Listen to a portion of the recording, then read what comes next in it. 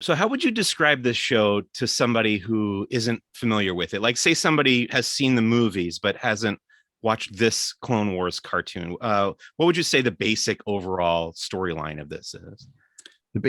I would go super meta and say, A, it's the Clone Wars that Kenobi talked about in A New Hope, Yeah. but it really does a nice job connecting from the end of episode 2 and right on into episode 3. So you really have sort of a connective and something, especially if someone's even seen the Clone Wars, one of the things that it does better is it really explains a lot.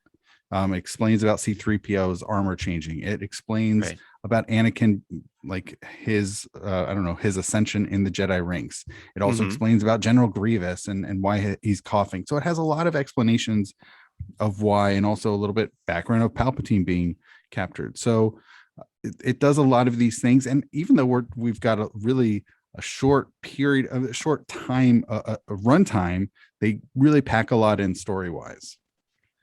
I was going to say, it seemed to me on this most recent rewatch that the first volume, at least as it's presented on Disney Plus, the first volume of episodes is mostly like action oriented. Mm-hmm. And then when you get into volume two, it gets into more deeper like character stuff.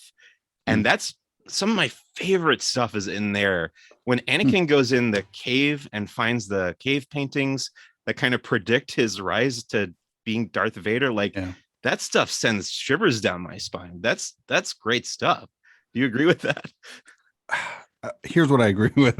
I agree Okay. with you about the character development having more.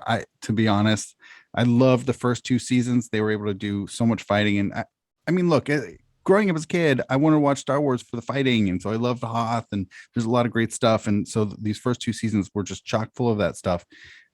I'm not against character development, but the on that ice, that snowy planet where all the men were taken, Yeah. it just got so slow for me, and it Okay. was such a pace change, which I still don't care for. But at the same time, now that I'm an adult, I appreciate the character development. But I definitely like the first two seasons more. I think something's wrong with my brain where I always like it more when a story is slow. Like my favorite movies are all really really like slow burns. Mhm. Nothing happens for the first hour or whatever, and then like there's maybe a little bit of action. When a movie's like wall to wall action, I just like tune out. And I enjoy those early episodes of this show where they go to Mon Cala or whatever, and they're Mhm. fighting and stuff. And then there's the Mace Windu episode with that giant machine that That was so stamps the ground, and awesome. there's like That was on yeah, Dantooine. On Dantooine. Dantooine, right? That's really cool stuff. But I don't connect with that emotionally the way that Mhm. I do the Mhm. second volume that really gets into Uh-huh.